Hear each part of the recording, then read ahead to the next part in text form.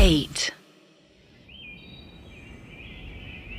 राजीव की नई जिंदगी की शुरुआत हो चुकी थी। अगले दिन वो सूरज की पहली किरण के साथ उठ गया था। राजीव अब मीनाक्षी के पेंट हाउस में था।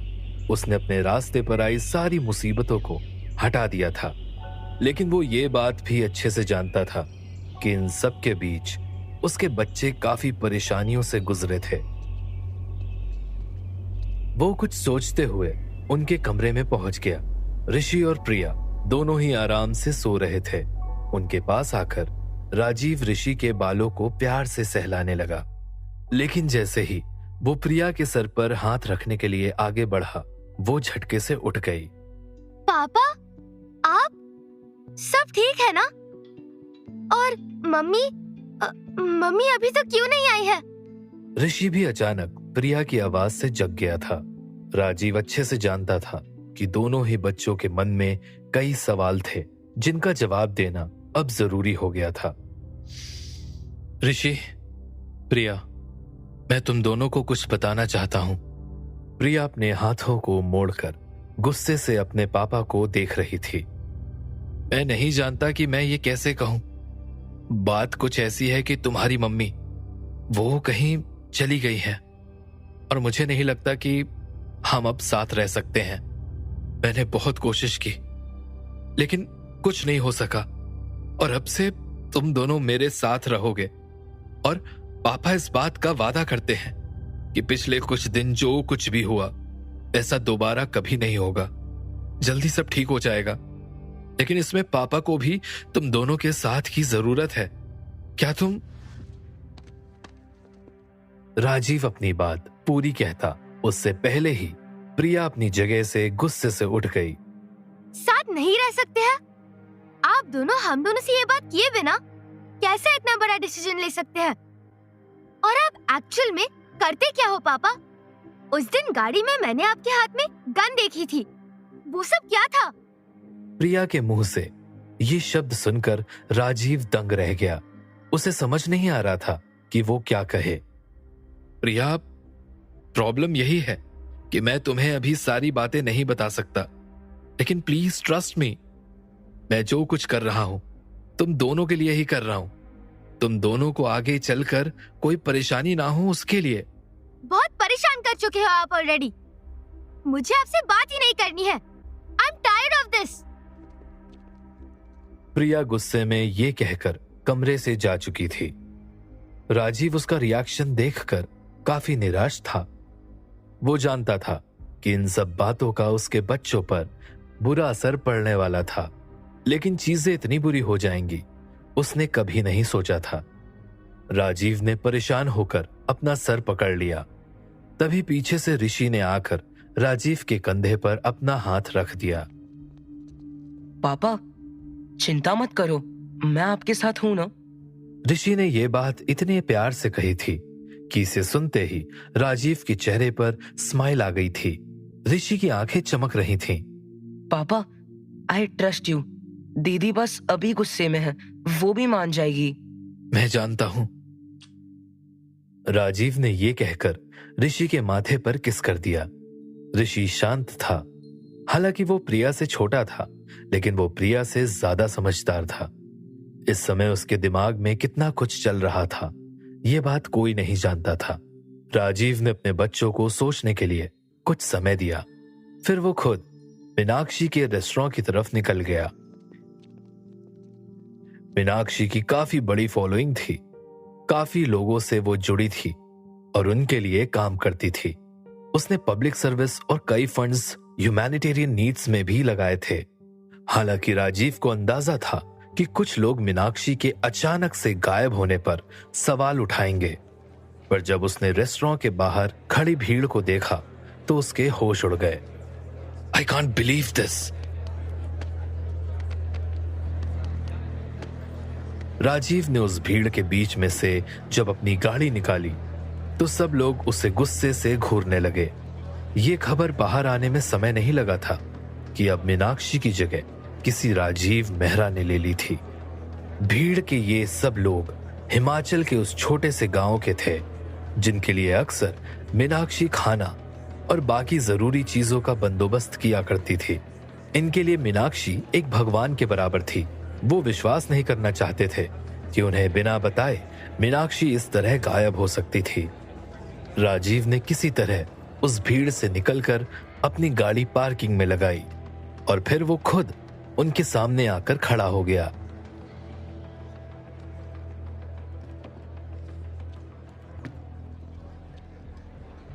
राजीव को देखते ही उन सब की आवाजें और बुलंद हो गई थी। हम सिर्फ ये जानना चाहते हैं कि हमारी मीनाक्षी मैडम आखिर कहाँ चली गई। वो हमें बताए बिना कहीं नहीं जाती। वहां खड़े बड़े बूढ़े सब उसकी बात सुनकर हामी भरने लगे थे। मुझे तो इस आदमी पर शक है। इसी ने जरूर हमारी मीनाक्षी मैडम के साथ कुछ किया है, वरना कल तक तो सब अच्छा था। देखते ही देखते उन लोगों ने राजीव को मीनाक्षी का कातिल बुलाना शुरू कर दिया था। राजीव बहुत हैरान हो गया था। एक पल के लिए उसे समझ नहीं आया कि वो क्या कहे। तभी राजीव उस आदमी के पास आया और गुस्से से उसे देखकर बोला, देखिए, मैं आप लोगों से सिर्फ 2 बातें कहूंगा। पहली तो ये कि मुझे बहुत दुख है कि मीनाक्षी जी और मैंने मिलकर जो कुछ आप लोगों के लिए किया वो आप लोगों के लिए काफी नहीं था। इसलिए शायद आज आप मीनाक्षी जी के फैसले को समझ नहीं पा रहे हैं। और दूसरी बात ये कि अगर आप सबको मुझ पर शक है तो आप मुझ पर केस कर सकते हैं। मुझे विश्वास है कि कोर्ट में सच की ही जीत होगी। ये बात सुनते ही सब चौंक गए थे। वो सब लोग एक दूसरे को देखने लगे। किसी के पास कोई जवाब नहीं था। राजीव ने ये बातें इतने कॉन्फिडेंस से कही थी कि गांव वाले लोग अब खुद ही अपनी बात पर सवाल करने लगे थे। उन सब के मन में अब ये बात आ गई थी कि अगर राजीव गलत होता तो वो खुद कोर्ट की बात क्यों निकालता। एक लंबी गहरी सांस भरते हुए राजीव अंदर चला गया। भीड़ में भी एक अजीब सा सन्नाटा छा गया था। राजीव को भी लगा कि उसने एक ही डायलॉग में अपना काम अच्छे से कर दिया था। रेस्टोरेंट के अंदर आते ही वो सीधा मीनाक्षी के पुराने कैबिन में चला गया, जिसकी कुर्सी पर बैठने का हक अब उसने हासिल कर लिया था। मीनाक्षी के उस कैबिन की खिड़की से हिमाचल का एक खूबसूरत नजारा दिखाई देता था। राजीव ने आज से पहले ये चीज कभी नोटिस ही नहीं की थी। वो खड़ा होकर बाहर उस ऊंचाई से नीचे छोटे छोटे घरों और जगहों को देखने लगा। आसमान में बड़ी चिड़िया लगातार गोल चक्कर लगा रही थी। तभी अचानक से एक लड़की की सेडक्टिव वॉइस राजीव के कान में पड़ी। नीचे जो गांव है उसका नाम शैलजा है, बहुत खूबसूरत है। आप चाहें तो मैं आपको कभी दिखाने ले जा सकती हूँ। राजीव ने पीछे पलटकर आरती को देखा। आरती ने एक टाइट शर्ट और ब्लैक कलर की स्कर्ट पहनी हुई थी। वो राजीव की आंखों में देखते हुए उसके पास आ रही थी। हाय, मैं आरती हूँ। मैं इस होटल की मैनेजर हूँ। आपका नाम राजीव है, राइट? राजीव ने हल्के से अपना सर हिलाया और आरती से हाथ मिला लिया। मैंने देखा बाहर लोग बहुत गुस्से में थे। आपके खिलाफ ना जाने क्या क्या कह रहे थे। ये कहते हुए आरती ने अपने बालों की एक लट को कान के पीछे किया और वापस वो राजीव की आंखों में देखने लगी। फिर टेबल पर अपना हाथ रखते हुए उसने अपनी बॉडी को पीछे से उस पर टिकाया और कहा, बट आई बिलीव यू। मुझे पता है आप सब संभाल लेंगे। अब मीनाक्षी मैम ने आपके ऊपर ट्रस्ट किया है तो मैं कैसे सवाल कर सकती हूँ। आरती बहुत तेज थी। उसे अच्छे से पता था कि अपनी नौकरी को सेफ रखने के लिए उसे क्या करना चाहिए और क्या नहीं। राजीव आगे कुछ कहता उससे पहले ही आरती ने अपनी शर्ट का ऊपर वाला बटन खोल दिया और वो राजीव के आगे थोड़ा झुकते हुए उसकी टेबल से पेन उठाने लगी। ऐसा करने पर राजीव की नजरें भी उसकी खुली शर्ट के अंदर जाने लगी थी। राजीव उसकी हर एक हिंट को अच्छी तरह से समझ रहा था। उसने आरती जैसी कई लड़कियों से पहले भी डील किया था। और अगर मैं कुछ करूं तो आप सवाल करेंगी मिस आरती? ये कहते हुए राजीव अपनी जगह से उठा और आरती के पास आ गया। आरती अभी भी राजीव को अपनी बड़ी बड़ी आंखों से देख रही थी। आरती ने एक कदम आगे बढ़ाया ही था कि राजीव ने अपना हाथ स्लाइड करते हुए उसकी कमर पर रख दिया। सूरज कब दिन के साथ ढल गया, राजीव को इस बात का अंदाजा ही नहीं हुआ। वो देर रात से घर लौटा और अगले दिन जब नींद में राजीव ने अपना करवट बदला तो उसके बगल में एक लड़की लेटी हुई थी। उस लड़की ने अपनी बॉडी को ऊपर ब्लैंकेट से ढका हुआ था। ये लड़की मीनाक्षी के होटल की मैनेजर आरती थी। तभी अचानक से राजीव को एक प्लेट के गिरने की तेज आवाज सुनाई दी। राजीव ने जब पलट कर देखा तो उसके कमरे में दोनों बच्चे उसके सामने खड़े थे। Oh shit! प्रिया, ऋषि, प्रिया, तुम लोग। प्रिया गुस्से में कमरे से बाहर चली गई थी। ऋषि उसी जगह पर खड़ा था। राजीव ने ऋषि के सामने जल्दी से शर्ट पहनी और वो भागते हुए ऋषि को लेकर बाहर आ गया।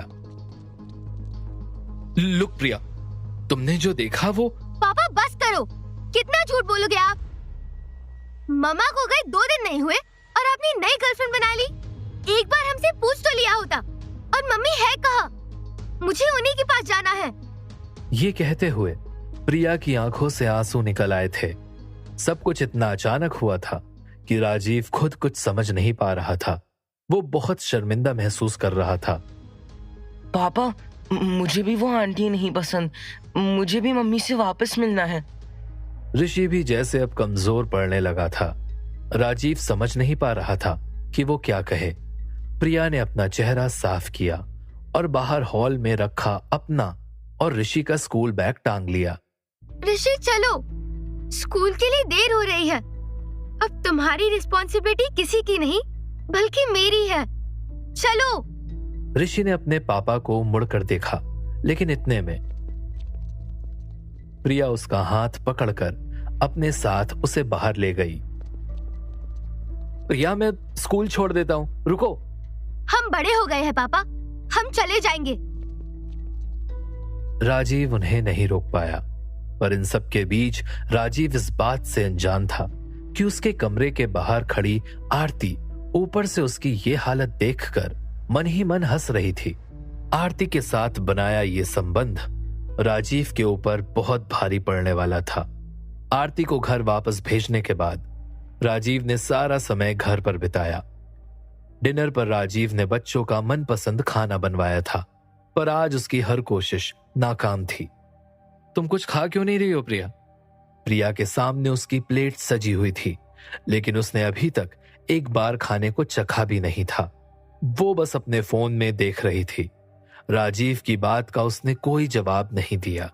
राजीव आगे कुछ कहता, तभी घर की बेल बज गई। घड़ी में रात के 11 बज रहे थे। राजीव सोचने लगा कि इस समय आखिर कौन आ सकता था। तभी दरवाजा खोलते ही राजीव के पैरों तले जमीन खिसक गई थी।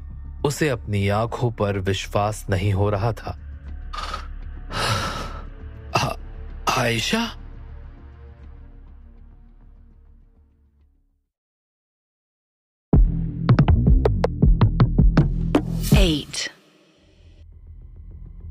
आयशा? राजीव की आंखें बड़ी हो गई थीं। उसे समझ नहीं आ रहा था कि आयशा आखिर जिंदा कैसे हो सकती थी। आखिर आयशा का मर्डर उसने खुद प्लान किया था। मम्मी, आप आ गई? ये कहते हुए ऋषि और प्रिया दोनों ही दरवाजे पर आयशा से मिलने आ गए। उनके सामने खड़ी लड़की ने प्यार से उन दोनों के गालों पर हाथ रखा और उनके गले मिलने के बाद वो बोली, बेटा, मैं आयशा नहीं हूँ, मैं तिशा मासी हूँ। तिशा आयशा की जुड़वा बहन थी। ये शब्द सुनकर राजीव के दिल को चैन मिल गया था। जो झटका उसे पहले लगा था वो अब उससे बाहर आ गया था। वो इन सब चीजों में ये खुद भूल गया था कि पिछले दिन ही उसने खुद आयशा के घर पर उसके गुजर जाने की खबर दी थी। अचानक ही प्रिया बिना कुछ कहे तिशा के गले लग गई। प्रिया तिशा के करीब थी। वो अपनी मासी से अक्सर कॉल पर बात किया करती थी, क्योंकि तिशा की अभी तक शादी नहीं हुई थी। प्रिया की नजर में वो उसकी कूल मासी थी, जो उसे समझती थी। मासी, अच्छा हुआ आप आ गई। मुझे यहाँ बहुत अकेला लग रहा था। राजीव त्रिशा और प्रिया के अच्छे रिलेशन के बारे में जानता था। वो ये देखकर खुश था कि 2 दिन बाद ही सही, लेकिन प्रिया किसी से बात कर रही थी। बच्चों से मिलने के बाद त्रिशा राजीव को देखने लगी, जिसके चेहरे का उतरा हुआ रंग धीरे धीरे अब वापस आने लगा था। त्रिशा ने अपना हाथ आगे बढ़ाते हुए धीमी आवाज में कहा, कैसे हो राजीव? राजीव को यह जेस्चर थोड़ा अजीब लगा, लेकिन उसने कुछ नहीं कहा। उसने भी हाथ मिला लिया और कहा, मैं ठीक हूं, मम्मी पापा नहीं आए? कल तक आ जाएंगे। त्रिशा के अंदर आ जाने के थोड़ी ही देर बाद बच्चे खाना खाकर ऊपर अपने कमरे में चले गए। बच्चों के जाते ही त्रिशा ने अपने मतलब की बात शुरू की, जिस वजह से वो यहां आई थी। उसके बारे में बात करने के लिए राजीव और उसका अकेला होना जरूरी था। राजीव उसके आगे थोड़ा ऑकवर्ड हो गया था, लेकिन त्रिशा उसके हर एक मूवमेंट को बड़े ही ध्यान से देख रही थी। त्रिशा की नजरों में एक अजीब सा शक था, जो राजीव चाहकर भी इग्नोर नहीं कर पा रहा था। ये सब क्या हुआ राजीव? आयशा अचानक से कैसे? मुझे तो विश्वास नहीं होता। अभी तक ऐसा लग रहा है कि शायद ये कोई सपना है।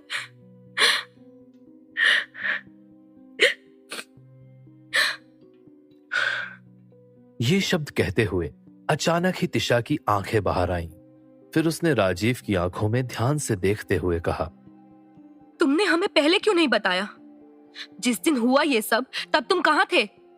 तुम आयशा को अकेला छोड़कर कैसे जा सकते हो? अगर तुम नहीं जाते तो शायद आज मेरी बहन और वो आदमी जिसकी तुम बात कर रहे थे, क्या तुम जानते नहीं कि वो कौन था? पुलिस कर क्या रही है अभी तक? त्रिशा ने एक के बाद एक सवाल राजीव के ऊपर ऐसे छोड़ दिए थे कि राजीव भी एक बार को सोच में डूब गया था, और अपने आप को बचाने के लिए राजीव ने एक और झूठ का सहारा लिया था। वो झूठ आयशा के मर्डर का था। राजीव ने एक गहरी सांस ली। अब ये क्या मुसीबत है? राजीव को समझ आ चुका था कि एक झूठ को छुपाने के लिए उसे 100 झूठ बोलने की जरूरत थी। ये सोचते ही वो अपने काम पर लग गया। तुम ये क्या कह रही हो त्रिशा? इसमें मेरी क्या गलती हो सकती है? आखिर तुम चाहती क्या हो मुझसे? मैं आयशा का पति था। मैं आयशा से बहुत प्यार करता था, लेकिन उसने क्या किया? She cheated on me. उसका अफेयर चल रहा था त्रिशा। क्या एक पति को गुस्सा नहीं आएगा? उस गुस्से में एक दिन अकेले ड्राइव पर चला गया, तो इसमें मेरी क्या गलती? मुझे क्या पता था कि वो आदमी मेरे पीछे से आकर आयशा को मार देगा। राजीव अपनी बात कहते हुए त्रिशा की ओर पीठ करके खड़ा हो गया और ऐसा नाटक करने लगा कि वो अपनी आंखों को पोंछ रहा था। त्रिशा चुप थी। वो यहां राजीव के बुलाने पर नहीं आई थी, बल्कि सच जानने आई थी। उसे यकीन था कि जो कुछ बताया जा रहा था वो साफ नहीं था।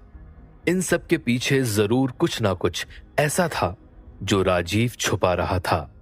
तभी राजीव पीछे मुड़ गया और त्रिशा की आंखों में देखते हुए बोला, पर तुम चिंता मत करो, पुलिस केस से लगातार जुड़ी हुई है। वो उस आदमी को ढूंढ कर रहेगी। मैं उसे चैन से जीने नहीं दूंगा। राजीव की आंखें चमक रही थीं। त्रिशा और राजीव का आई कांटेक्ट कुछ देर तक यूं ही बना रहा, और फिर अचानक से त्रिशा बिना कुछ बोले वहां से चली गई। अगली सुबह जब त्रिशा अपने कमरे से तैयार होकर निकली कि बच्चे ब्रेकफास्ट टेबल पर तैयार बैठे हुए थे, वो जब उनके पास आकर बैठी तो उसी समय वहां राजीव अपने हाथ में प्लेट लेकर आ गया। त्रिशा के ठीक सामने प्लेट रखते हुए राजीव ने कहा, त्रिशा, तुम्हारा ब्रेकफास्ट। त्रिशा बहुत हैरान थी। आज से पहले राजीव ने उसके लिए ऐसा कुछ नहीं किया था। बच्चे भी राजीव को उसी हैरानी से देख रहे थे। राजीव का ये रूप सबके लिए नया था। राजीव किचन में वापस लौटा और त्रिशा और बच्चों के लिए एक और पराठा बनाकर ले आया। अब बस राजीव, अब तुम भी आ जाओ। राजीव इस बात का जवाब देने ही लगा था कि अचानक से घर की बेल बज गई। राजीव मुस्कुराते हुए दरवाजे की ओर चला गया, लेकिन उसने जैसे ही दरवाजा खोला उसके चेहरे का रंग उतर गया। राजीव, मैं आ गई और ये रहा बच्चों के लिए नाश्ता। दरवाजे पर आरती खड़ी थी। आरती अपनी बात कहते हुए अंदर आई और टेबल पर बच्चों के साथ तिशा को देखकर थोड़ा चौंक गई। ये लड़की कौन है राजीव? राजीव को समझ ही नहीं आ रहा था कि वो क्या करे। एक के बाद एक जैसे उसके ऊपर पहाड़ टूट रहा था। कल तिशा के अचानक आ जाने की वजह से उसके दिमाग से निकल गया था कि उसने आरती को सुबह ब्रेकफास्ट लाने के लिए कहा था। आरती, ये मेरी वाइफ की बहन है तिशा, एंड तिशा ये आरती मेरे रेस्टोरेंट की मैनेजर है। आरती के चेहरे पर हिचकिचाहट साफ थी। तिशा ने कुछ नहीं कहा। आरती ने राजीव को खाना देकर वहां से लौट जाना ही सही समझा। वो किसी से ज्यादा बात किए बिना वहां से चली गई। तिशा बीच में ही अपना खाना छोड़कर उठ गई। उसने राजीव को घूरते हुए कहा, मेरी बहन को गए हुए अभी 1 हफ्ता नहीं हुआ और तुमने एक नई गर्लफ्रेंड बना ली। राजीव इस बात का कोई जवाब देता उससे पहले ही तिशा पलटकर ऊपर अपने कमरे में चली गई। राजीव के बच्चों ने भी उसे एक निराशा भरे भाव से देखा और वो स्कूल के लिए निकल गए। राजीव को ये सब देखकर समझ नहीं आ रहा था कि वो क्या करे। अचानक सब कुछ जैसे उसके हाथों से छूटने लगा था। वो तिशा की आंखों में अपने लिए शक देख रहा था। वो जानता था कि अगर उसने चीजें जल्दी नहीं संभाली तो सब कुछ बिगड़ सकता है। ऋषि और प्रिया साथ में स्कूल पहुंच चुके थे। अब स्कूल के दिन उन दोनों के लिए पहले जैसे नहीं रहे थे। पिछले कुछ दिनों से स्कूल के बच्चे उन दोनों को ही अलग अलग बातें सुनाने लगे थे। खूनी के बच्चों, कहाँ जा रहे हो? मेरे पापा कह रहे थे कि तुम्हारे पापा को जेल होनी चाहिए। देख तू कैसे मुंह उठाकर स्कूल आ गया है। मैं होता तो कभी अपनी शक्ल नहीं दिखाता। चलो यहाँ से, खूनी के बच्चे आ गए हैं। प्रिया ऋषि से बड़ी थी। उसे इन सब बातों का कोई फर्क नहीं पड़ता था। वो जानती थी कि इन सब बातों पर ध्यान देने से कुछ नहीं होने वाला था। लेकिन ऋषि का उन बच्चों की बातें सुनकर जैसे खून खौल रहा था। उसने गुस्से से अपनी मुट्ठी कस ली थी। ऋषि की क्लास आते ही प्रिया ने उसका हाथ छोड़ते हुए कहा, चल तू क्लास में जा और इन सब की बातों पर ध्यान मत दे। चल बाय। प्रिया अपनी क्लास के लिए निकल गई। ऋषि ने जैसे ही क्लासरूम में एंटर किया, बच्चे एकदम शांत हो गए। उन सब की नजरें ऋषि पर थी। सब एक दूसरे के कानों में ऋषि को देखकर कुछ ना कुछ खुसफुसा रहे थे। जिस दोस्त के साथ वो हर रोज बैठता था, उसने आज ऋषि के आने पर उसकी सीट में अपना बैग रख दिया ताकि ऋषि उसके साथ ना बैठ सके। ये देखकर ऋषि की आंखें भर आईं। ऋषि का कोई दोस्त उससे बात नहीं कर रहा था।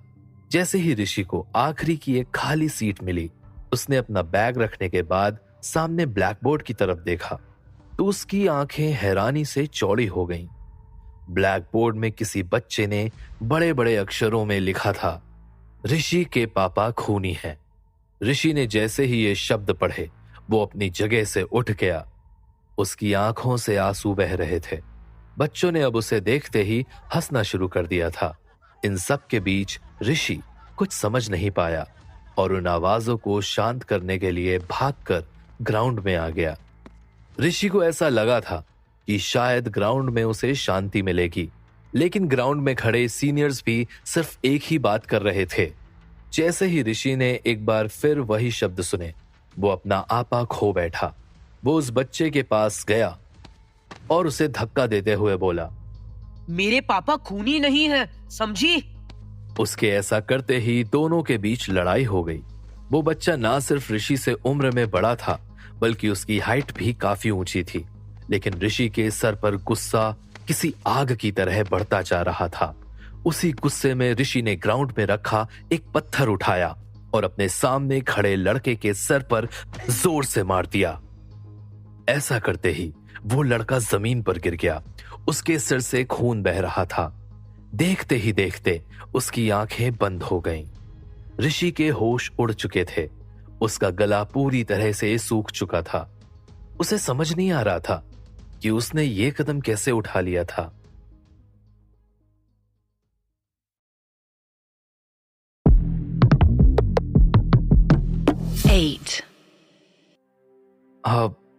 हाय आरती, सुबह ब्रेकफास्ट के लिए थैंक यू। राजीव रेस्टोरेंट पहुंच चुका था। अपने ऑफिस में जाने से पहले वो आरती से मिलने आ गया। वो जानता था सुबह जो कुछ हुआ था उसे एक्सप्लेन करना जरूरी था। आरती की नजरें लैपटॉप स्क्रीन पर थीं। आरती ने तुरंत राजीव को जवाब नहीं दिया। वो कीबोर्ड में कुछ टाइप कर रही थी। राजीव ने आरती के करीब आने की कोशिश की, फिर प्यार से उसके हाथ पर अपना हाथ रखते हुए कहा, आई नो आज सुबह जो हुआ तुम्हारे लिए काफी वियर्ड था आरती, लेकिन आई डिडंट नो कि मेरी वाइफ की बहन घर आ रही है। आरती ने यह सुनकर अपनी नजरें ऊपर उठा ली।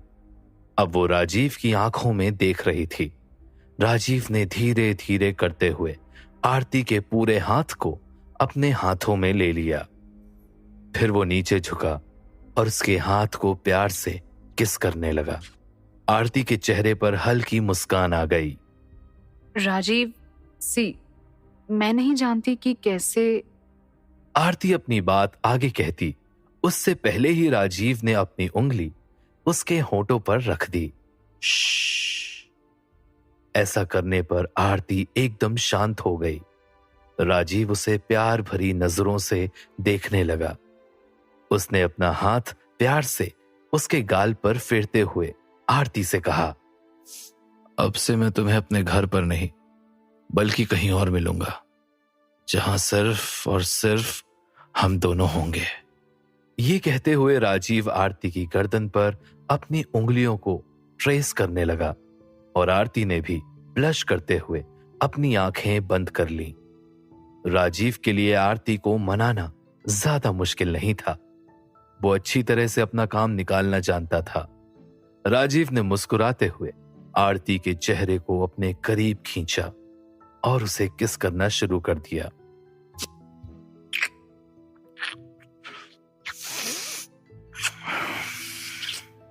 वो दोनों ही एक दूसरे की बाहों में खोए हुए थे, लेकिन इस समय राजीव इस बात से अनजान था कि उसे और आरती को एक दूसरे के इतने करीब कोई और देख रहा था। आरती के कैबिन के बाहर थोड़ी ही दूर तिशा खड़ी थी। आरती का कैबिन शीशे का था। हालांकि कर्टन्स डाउन थे, लेकिन एक जगह पर खुले होने की वजह से तिशा राजीव और आरती को किस करते हुए देख सकती थी। तिशा की आंखें हैरानी से बड़ी हो गई थीं। राजीव, तो मेरा शक सही निकला। उसे जिस बात का शक था वो धीरे धीरे उसकी आंखों के आगे अपने आप ही खुलता जा रहा था, लेकिन वो जानती थी कि अभी इस बात को कन्फ्रंट करने का सही समय नहीं था। राजीव थोड़ी देर बाद जब अपने ऑफिस में गया तो उसने देखा कि उसके फोन पर कई सारी मिस्ड कॉल्स थीं। ये कॉल्स ऋषि की क्लास टीचर की थी। राजीव ने तुरंत उन्हें कॉल बैक कर दिया। हेलो मिस चंद्रा, सब ठीक तो है ना? राजीव ने जैसे ही ऋषि की क्लास टीचर का जवाब सुना उसके होश उड़ गए। उसके चेहरे का रंग उतर चुका था। वो तुरंत अपनी जगह पर खड़ा हो गया और बोला, आप रुकिए, मैं बस अभी आता हूं। ये कहते ही राजीव अपने ऑफिस से बाहर निकल गया। बाहर निकलते ही वो रास्ते में तिशा से टकरा गया। तिशा, तुम यहां? चलो अच्छा है, मेरे साथ चलो। ये कहते हुए राजीव ने तिशा का हाथ पकड़ लिया और वो उसे अपने साथ बाहर ले आया। उसने तिशा को गाड़ी में अपने साथ बैठाया और वो जल्दी से रेस्टोरेंट से निकल गए। तिशा को कुछ समझ नहीं आ रहा था। कहाँ ले जा रहे हो तुम मुझे? और अचानक से क्या हुआ है? राजीव के चेहरे के एक्सप्रेशंस काफी गंभीर थे। वो सामने देख रहा था। ऋषि ने एक बच्चे पर पत्थर उठाकर मारा है, उसके सर पर चोट लग गई है और उसके पेरेंट्स पुलिस कंप्लेंट की धमकी दे रहे हैं। तिशा ने जैसे ही ये बात सुनी उसको भी झटका सा लगा। ऋषि, जो कि घर का सबसे शांत बच्चा था, आखिर वो इतना बड़ा कदम कैसे उठा सकता था?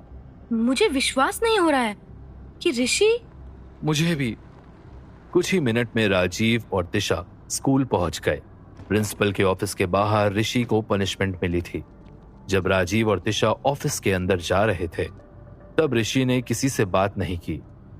मिस्टर राजीव, आपको ऋषि को समझाना होगा। I don't know what is your family matters, लेकिन ये स्कूल है और वो यहाँ पे ऐसा बिहेवियर नहीं कर सकता। अगर आज उस बच्चे को सीरियस चोट लग जाती तो डू यू अंडरस्टैंड?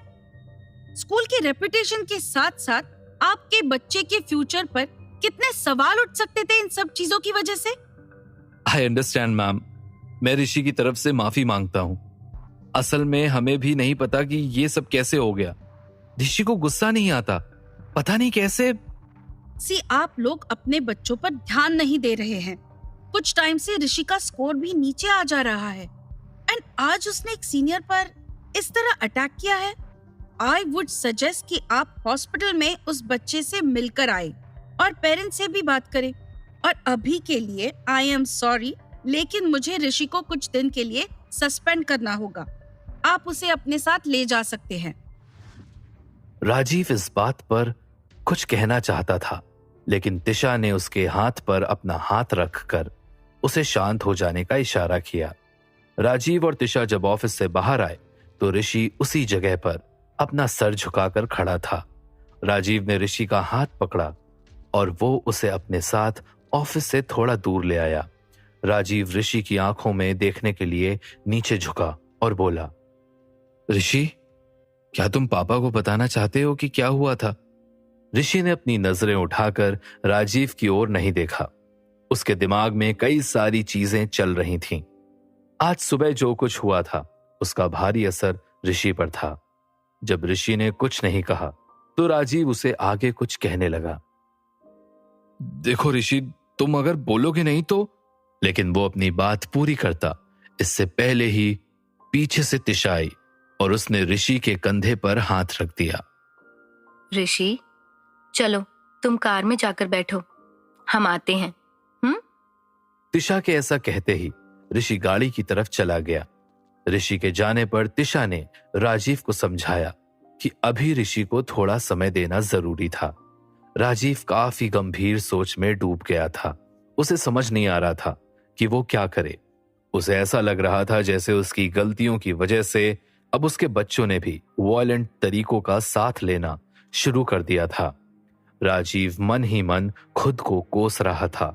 वो जानता था कि ये सब उसके ध्यान ना दे पाने की गलती थी। वो बाहर जाने की जगह वहीं कुर्सी पर बैठ गया।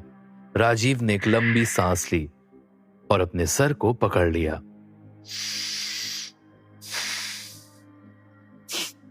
राजीव की ये हालत देखकर तिशा को बुरा लग रहा था। वो जानती थी कि कहीं ना कहीं राजीव के लिए भी ये सब मुश्किल था। तिशा राजीव के बगल में आकर बैठ गई। उसने राजीव के कंधे पर हाथ रखा। ऐसा करते ही राजीव अपनी आंखों को पोंछने लगा। राजीव ऋषि को देखकर इमोशनल हो गया था। उसने अगले ही पल अपने आंसुओं को पोंछते हुए कहा,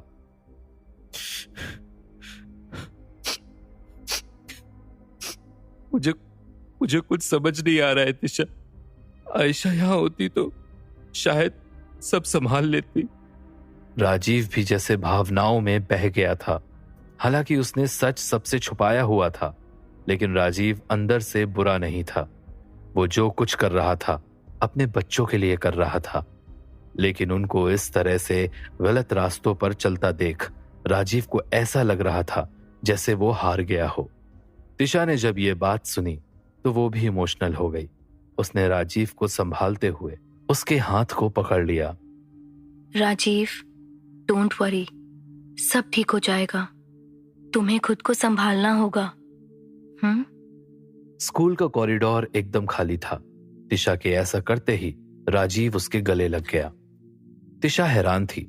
राजीव काफी देर तक इसी तरह तिशा के करीब रहा और फिर उसने धीरे से अपना चेहरा तिशा के कंधे से दूर कर लिया।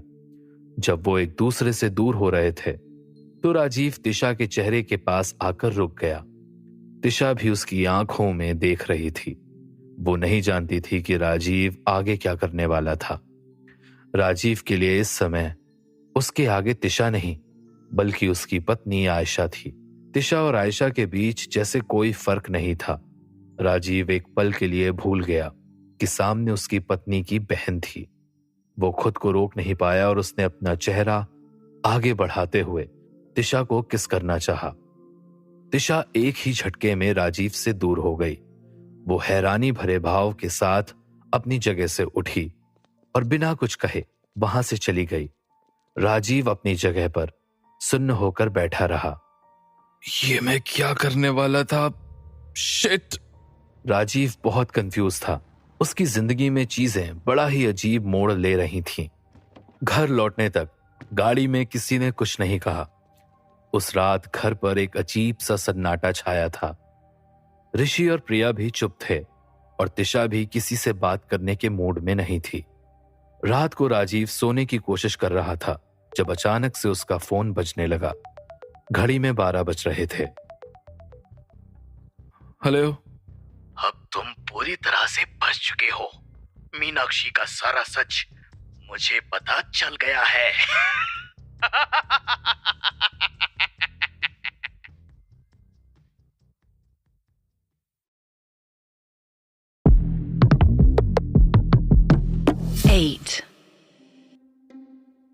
राजीव के माथे से पसीना छूट रहा था।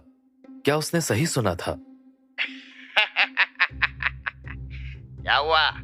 बोलती क्यों बंद हो गई तेरी? राजीव ने अपनी कांपती हुई आवाज को संभाला और कुछ बोलने की कोशिश की। कौन बोल रहा है? ये क्या बकवास कर रहा है तू? राजीव ने जैसे ही ये शब्द कहे, सामने वाले की हंसी और भी तेज हो गई। राजीव अब आगे कुछ कहता, उससे पहले ही उस आदमी ने कहा, अरे यार राजीव, तू भी ना कैसे सीरियस हो जाता है? सुनील बोल रहा हूँ, तेरे कॉलेज का दोस्त। सुनील? हाँ सुनील शर्मा। अबे साले, कुछ महीने से तुझे फोन नहीं किया तो तू अब नाम भी भूल जाएगा क्या? राजीव को जैसे ही सुनील का ध्यान आया, उसने एक राहत भरी सांस छोड़ी। उसने पिछले कुछ दिन में जो भी बुरे काम किए थे, उनका डर राजीव को अंदर ही अंदर से खा रहा था। तभी अचानक जब उसने कॉल पर यह बात सुनी तो उसके होश उड़ गए थे। राजीव ने अपने माथे का पसीना पोंछा और वो वापस अपने बिस्तर पर आराम से लेट गया। उसके दिल की धड़कनें अब धीरे धीरे शांत होने लगी थीं।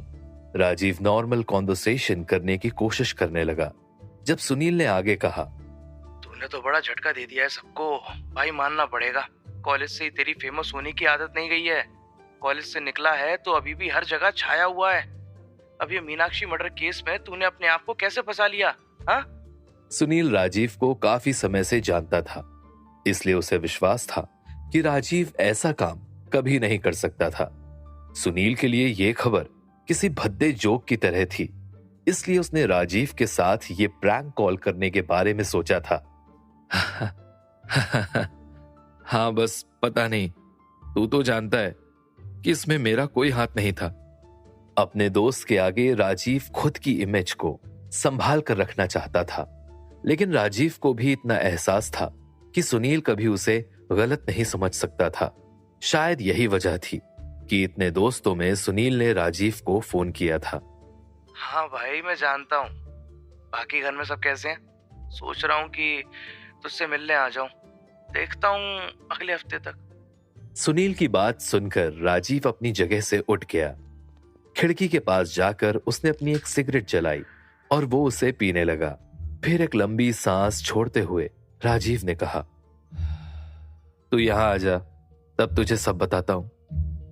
अब सुनील भी अपने हैप्पी मूड से सीरियस मूड में आ चुका था। वो जानता था कि बात काफी सीरियस हो गई थी। उसने भी राजीव से ज्यादा सवाल नहीं किया और फोन रख दिया। उस रात सुनील को नींद आ गई थी, लेकिन राजीव रात भर सिर्फ करवट बदलता रहा। कभी वो उठकर खिड़की के पास जाकर बैठ जाता तो कभी अपने फोन की ओर देखने लगता। एक नया डर राजीव के मन में बैठ गया था।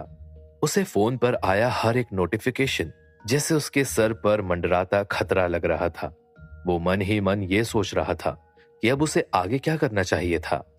पहले ही तिशा के लौट आने से राजीव की जिंदगी और भी ज्यादा मुश्किल हो चुकी थी, लेकिन उसे बच्चों को अपनी तरफ करने की रिस्पॉन्सिबिलिटी उठानी जरूरी थी। वो किसी भी हाल में अपने बच्चों को खुद के अगेंस्ट होता नहीं देख सकता था। अगली सुबह अपनी अधूरी नींद के साथ राजीव बिस्तर से उठ गया। अपने कमरे से निकलकर वो सीधा अपने बच्चों के कमरे में घुस गया। ऋषि बिस्तर पर चुपचाप बैठा हुआ था और प्रिया स्कूल के लिए तैयार हो रही थी। राजीव के आते ही वो उसे देखने लगे थे। राजीव की आंखों के नीचे डार्क सर्कल्स थे, जिसे देखकर प्रिया समझ चुकी थी कि जरूर कुछ बात थी। पापा, क्या हुआ है? आपकी तबीयत ठीक है ना? राजीव ने प्रिया और ऋषि को अपने सामने बैठा दिया। फिर वो बोला, मैं तुम दोनों को कुछ बताना चाहता हूं। अचानक ही राजीव का दिल कमजोर महसूस करने लगा। वो जानता था कि जो वो बात बोलने वाला था वो उसके बच्चों का दिल तोड़ने वाली थी। वो तुम्हारी मां, वो अब इस दुनिया में नहीं रही। राजीव ने ये कहकर अपना सर नीचे कर लिया। प्रिया की आंखें चौड़ी हो गई थीं और ऋषि एकदम सुन्न पड़ गया था। दोनों ही बच्चों की जिंदगी में ये खबर किसी धमाके की तरह थी। उन्हें समझ नहीं आ रहा था कि कुछ दिन पहले उनके पापा ने कोई और बात कही थी और आज वो कुछ और कह रहे थे। नहीं, नहीं, ये नहीं हो सकता। आप झूठ कह रहे हैं। मम्मी को कुछ नहीं हो सकता।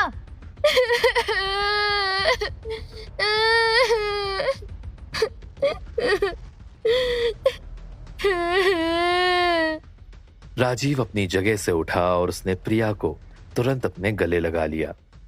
ऋषि एकदम चुप था। उसकी चुप्पी राजीव को बहुत, ना जाने क्यों, प्रिया के रोने से ज्यादा चुभ रही थी। तभी अचानक से ऋषि के आंखों से फिसलते हुए आंसू उसके हाथ पर गिरने लगे। राजीव ने जैसे ही ये देखा, उसने ऋषि और प्रिया दोनों को अपने गले से लगा लिया। तुम दोनों को अपने आप को संभालना होगा। कल हम मम्मी से आखिरी बार मिलने जाएंगे। वो दोनों राजीव के कंधे पर अपना सर रखकर फूट फूट कर रोने लगे। राजीव को कुछ समझ नहीं आ रहा था कि वो क्या करे। वो मन ही मन इस दुख का जिम्मेदार खुद को मानता था। आखिर अपने ही बच्चों से उनकी मां छीन लेने वाला कोई और नहीं बल्कि वो खुद था। राजीव जानता था कि उसकी मजबूरी कोई नहीं समझ सकता। कमरे का दरवाजा खुला हुआ था और राजीव पर नजर रख रही आयशा की बहन ये सब देख रही थी। तिशा की आंखें भर आई थीं। अपनी आंखों के आगे ये सीन देखकर वो भी अपने आंसुओं को पोंछने लगी, लेकिन इस समय वो खुद को कमजोर नहीं होने दे सकती थी। तिशा बार बार अपने फोन पर देखते हुए किसी के मैसेज का वेट कर रही थी, लेकिन अब तक उसे कोई जवाब नहीं मिला था। वो जानती थी कि अगर सब कुछ उसके मुताबिक रहा तो वो जल्द ही सच के करीब पहुंच जाएगी।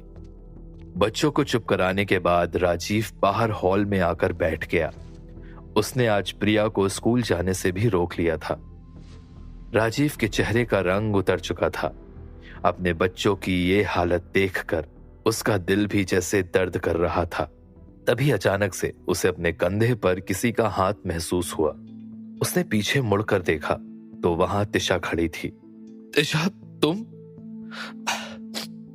तुम कब उठी? राजीव को इस बात का कोई अंदाजा नहीं था कि तिशा उसकी बातें सुन रही थी। तिशा राजीव का सवाल सुनकर उसके सामने वाले सोफे पर जाकर बैठ गई। आराम से बैठने के बाद उसने कहा, तो तुमने बच्चों को आयशा के बारे में बता दिया? तिशा की ये बात सुनकर राजीव ने अपने चेहरे को ढक लिया और अचानक ही उसकी आंखों से आंसू बहने लगे। राजीव खुद को रोक नहीं पा रहा था। उसने आज से पहले खुद को इतना कमजोर महसूस नहीं किया था। मैं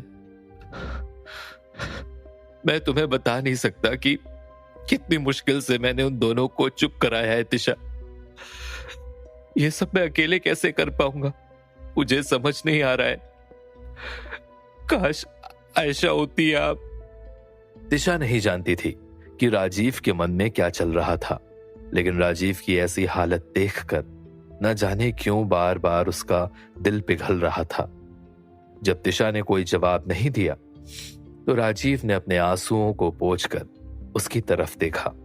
तिशा और राजीव के बीच जैसे ही आई कांटेक्ट हुआ, राजीव ने अपनी आंखें झुका ली।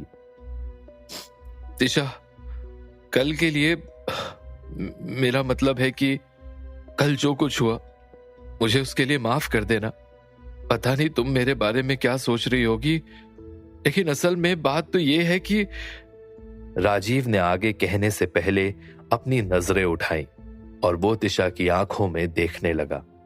राजीव की आंखों में एक अजीब सी चमक थी, जिसकी वजह से तिशा खुद को राजीव से दूर नहीं कर पा रही थी। कि जब मैं तुम्हें देखता हूं तो मुझे आयशा नजर आती है, और कल भी यही हुआ था। मैं बार बार खुद को याद दिलाता हूं कि आयशा वो अब नहीं रही। राजीव की आंखें ये वर्ड्स कहते ही फिर से भर आई थीं। तिशा को भी समझ नहीं आ रहा था कि वो क्या कहे। तभी अचानक से तिशा के फोन में एक नोटिफिकेशन आ गया। मैसेज नोटिफिकेशन के साउंड से ही तिशा सब भूल गई। जिस मैसेज का वो इतनी देर से इंतजार कर रही थी वो अब आ चुका था। अगले ही पल तिशा के चेहरे पे एक स्माइल आ गई। राजीव उसे ध्यान से देख रहा था। वो नहीं जानता था कि तिशा के दिमाग में क्या चल रहा था। तिशा ने अपनी नजरें उठाई और आगे कहा, पोस्टमार्टम की रिपोर्ट्स कल सुबह तक मिल जाएंगी। डॉक्टर्स का कहना है कि उन्हें आयशा के मर्डर के बारे में कुछ एविडेंस मिले हैं। अब वो किलर मुझसे बच नहीं पाएगा। मैं भी देखती हूँ कि और कब तक भाग पाएगा। राजीव ने जैसे ही ये बात सुनी, उसके दिल की धड़कनें तेज हो गईं। वो बेहद शॉक्ड था। राजीव को समझ नहीं आ रहा था कि तिशा को ये इंफॉर्मेशन दी किसने थी, जब सारे कॉन्टैक्ट्स राजीव के पास थे।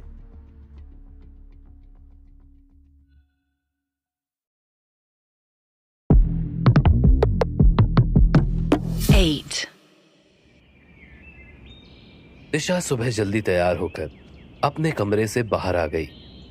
वो अपने कानों में झुमका पहन रही थी जब अचानक से उसकी नजर हॉल में रखे सोफे के ऊपर गई। राजीव रात को सोफे पर ही सो गया था। मेज पर एक कांच का ग्लास रखा था और राजीव का फोन उसके पैरों के पास उल्टी ओर रखा हुआ था। तिशा राजीव को देखकर उसके पास आ गई।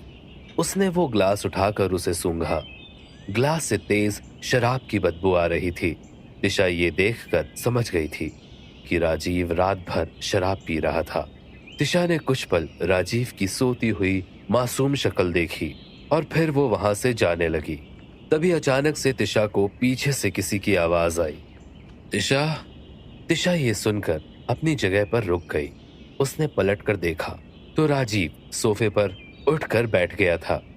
वो अपना सर पकड़कर बैठा और उसकी आंखें भी जैसे नींद से लाल हो रही थी।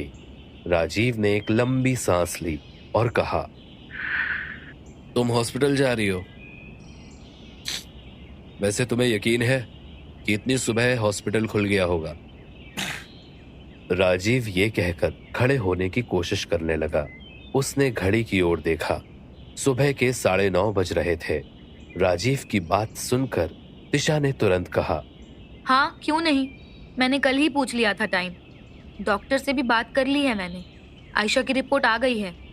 राजीव ने अपनी आंखें झुका ली।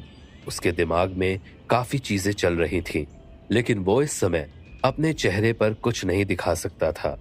कल रात से राजीव एक पल के लिए चैन से नहीं सो पाया था। उसे डर था कि इस मर्डर का शक कहीं से भी उसके सर पर ना आ जाए। वो पहले ही तिशा को अच्छी तरह से जानता था। वो इतनी आसानी से बातों में आने वाली नहीं थी।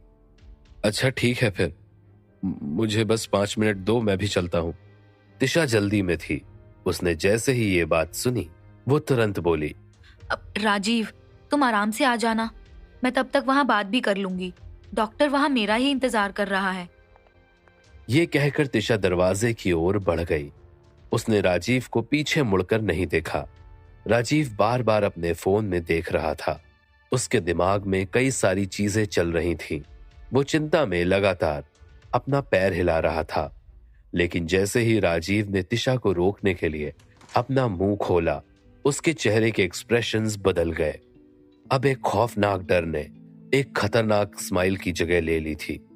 तिशा, जिसने दरवाजा खोला था, वो भी अपनी जगह पर एकदम रुक गई थी। मम्मी पापा, आप? तिशा की मां अंदर आते ही उसके गले लग गई और उसके कंधे पर अपना सर रखकर रोने लगी। तिशा हैरान थी, उसकी आंखें बड़ी हो गई थीं। उसे समझ नहीं आ रहा था कि ये सच कैसे हो सकता था। इतना कुछ हो गया और तूने हमें कुछ बताना सही नहीं समझा तिशा? क्यों किया ऐसा, बोल। एक बार भी अपनी माँ का ख्याल नहीं आया। आयशा हमें छोड़कर चली गई और हे भगवान।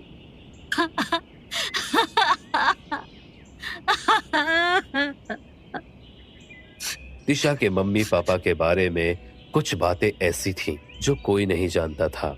असल में यहाँ आने से पहले तिशा ने राजीव से झूठ कहा था। उसने कभी आयशा के मरने की खबर अपने माँ बाप को दी ही नहीं थी। तिशा ने जब ये बात सुनी तो उसने राजीव की ओर देखा। राजीव के उतरे हुए चेहरे पर जैसे रंग आने लगा था।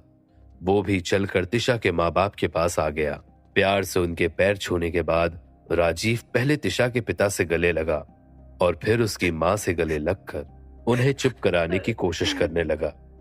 सब ठीक हो जाएगा माँ, आप रोइए मत, मैं हूं ना।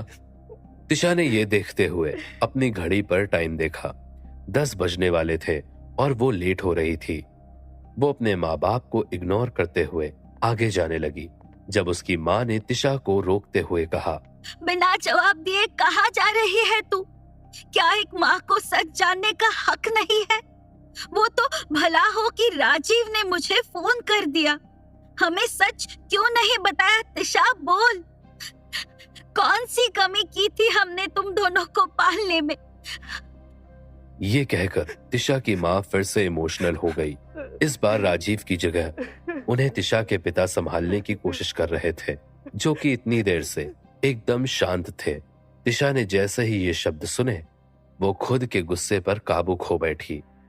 अब ये नाटक करके क्या फायदा? हाँ, अब आयशा नहीं देख सकती आपको। जब वो जिंदा थी तब उसे कभी एक्सेप्ट नहीं किया आप दोनों ने। अब इन बातों का क्या फायदा? तिशा की माँ आगे कुछ नहीं कह पाई। बस गुस्से से उन्होंने अपनी मुट्ठी कस ली थी। वो बड़ी हैरानी से अपनी बेटी की ओर देख रही थी, जिसका दिल अब पत्थर की तरह सख्त हो चुका था।